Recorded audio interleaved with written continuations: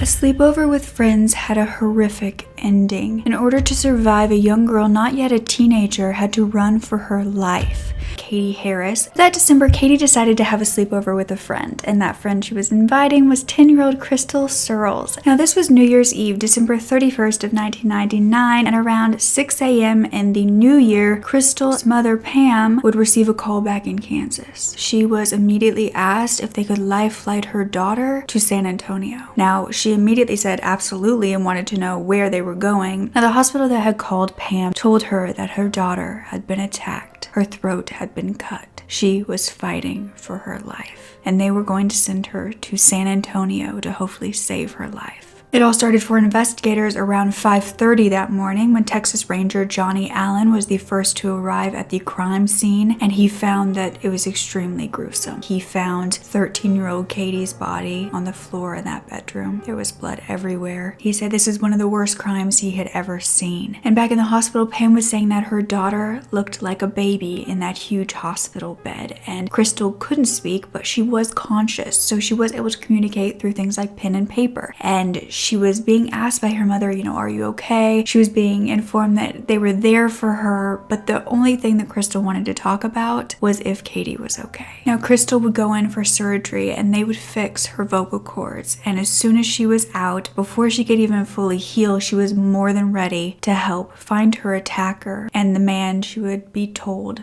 killed her best friend. Because her mother did not want to tell her that Katie hadn't made it, but they knew eventually they would have to.